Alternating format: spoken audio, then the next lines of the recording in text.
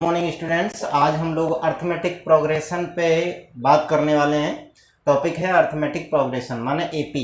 तो देखो, AP, GP और एचपी ये टॉपिक्स जो होते हैं ये कहाँ से आए हैं। प्रोग्रेशन जो है वो किस चीज़ से निकल कर आया है।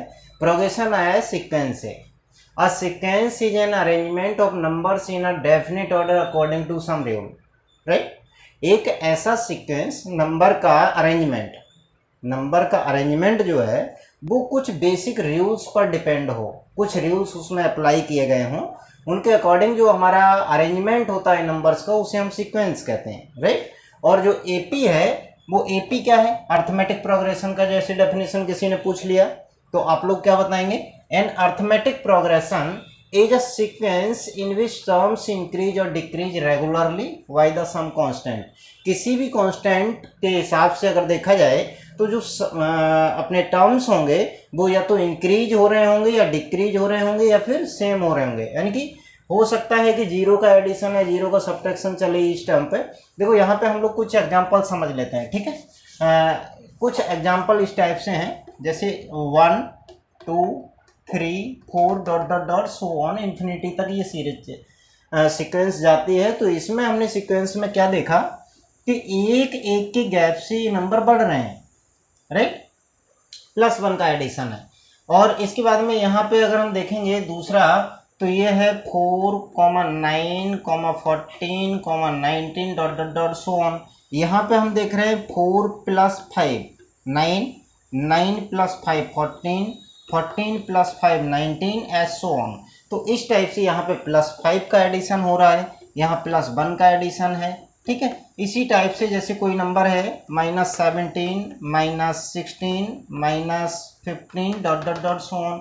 इस टाइप से अगर कोई सीक्वेंस है तो यहाँ पे हम देखेंगे कंटिन्यूअसली +1 का एडिशन हो रहा है या इसमें से सब्ट्रैक्ट कर रहे हैं, घटाते हुए चल रहे हैं। जैसे कुछ इस टाइप का होगा 18, फिर 16 आया, 14 आया, फिर इसके बाद 12 आ जाएगा।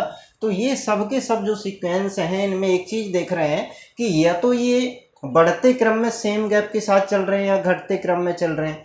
इसी के साथ जैसे किसी ने बोल दिया कि सर क्या 3,3,3 बार बार आ रहा है, तो क्या ये एपी है या नहीं है, इस टाइप का सीक्वेंस जो है। तो यहाँ पे हम लोग क्या देखेंगे, +0, राइट, +0।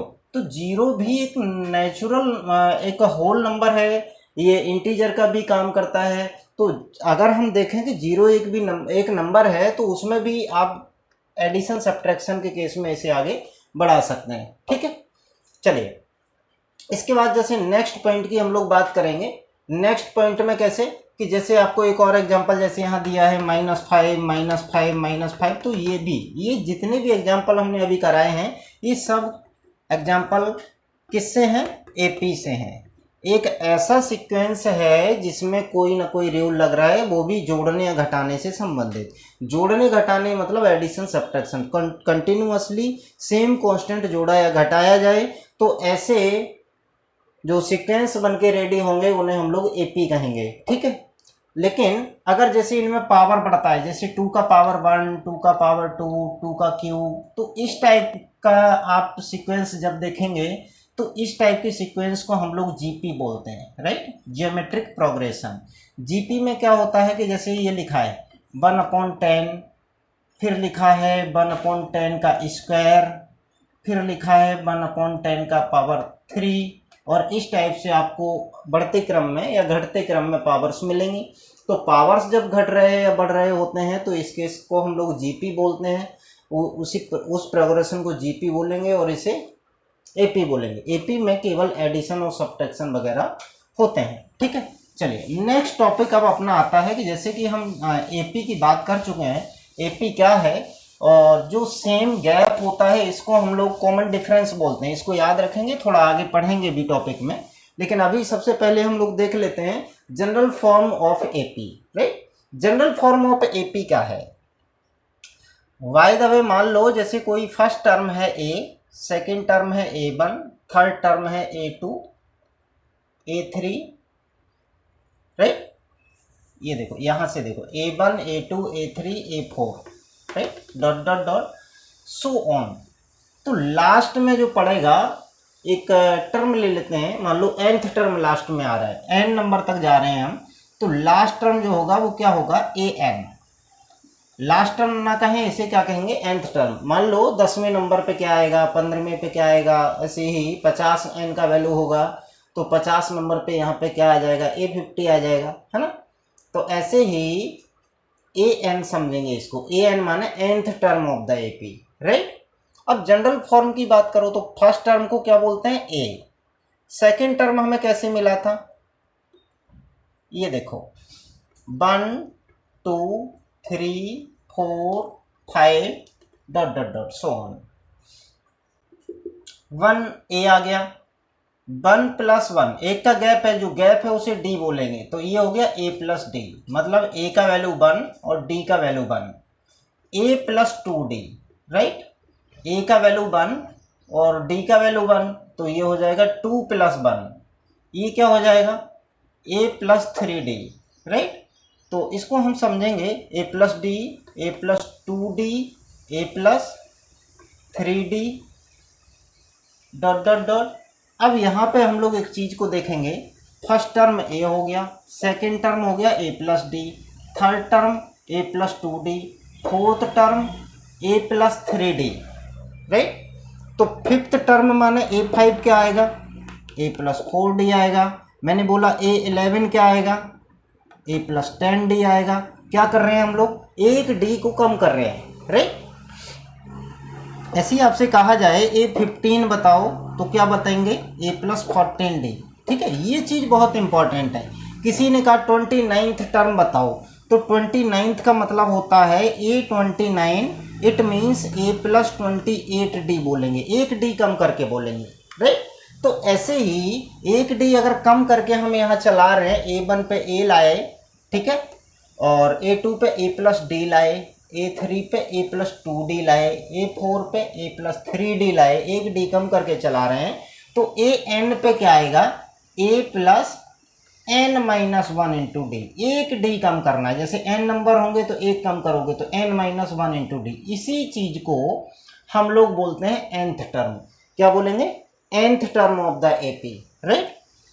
अब अगर ये चीज लास्ट में है, कोई भी नंबर एपी का लास्ट है, मान लो nth term of the AP the last term, then this one is also known as the last term. इस बात को समझ गए। चलो अब ये कॉमन डिफरेंस जो है ये डी होता है, D is equal to A2 minus A1, right, या D is equal to A3 minus A2 लगा दो, या D is equal to A4 minus A3 लगा दो। मतलब दूसरे टर्म में से पहले को माइनस कर दो, या तीसरे में से दूसरे को माइनस कर दो, या चौथे में से तीसरे को माइनस कर दो। तो इस टाइप की चीज़ें जब आएंगी तो हम लोग क्या कहेंगे कि वो हमें एक अंतर देगा, कॉमन डिफरेंस देगा, राइट। जो कॉमन डिफरेंस होगा वो आपको दूसरे टर्म में से पहले को सब्ट्रैक्ट करने से मिलेगा, या तीसरे को दूसरे से सब्ट्रैक्ट, तीसरे को में से दूसरे को सब्ट्रैक्ट कर दो, या चौथे में से तीसरे को सब्ट्रैक्ट कर दो। इस टाइप से हम लोग कॉमन डिफरेंस को फाइंड कर सकते हैं। मान लो कोई सीक्वेंस आपको दिया गया है, ठीक है, सीक्वेंस दिया गया है और तुम्हें चेक करना है कि वो एपी है या नहीं है, राइट। तो चेक वेदर के लिए जब भी लिखा होगा चेक वेदर, राइट, तो चेक वेदर में हम लोग क्या करेंगे, जब भी बोलेगा कि इसे आपको बताना है कि वो एपी है या नहीं, तो इसके लिए आपको ऐसे फाइंड आउट करना है। डी के बाद एम्प्लाई लगाएंगे, A2 minus A1 is equal to A3 minus A2 is equal to A4 minus A3, right. ये अप्लाई करना होगा आपको जब आप चेक कर रहे होंगे कि ये एपी है या नहीं है, ठीक है। कंडीशन क्या है कि ये एक चीज है, इसका आंसर ये एक आंसर देगा, दूसरा आंसर, और एक ये आंसर देगा तीसरा। ये तीनों आपस में बराबर होने चाहिए। अगर ये सब के सब बराबर हैं तो एपी है, अदरवाइज एपी नहीं है। इस बात को समझ पाए होंगे। एपी को जब चेक करना है तो ये सब आपको अप्लाई करने पड़ेंगे। जैसे एपी आई है 2 3 5 3 8 3 11 डॉट डॉट डॉट, ठीक है। नेक्स्ट वीडियो में हम लोग डिस्कस करेंगे इसके बारे में।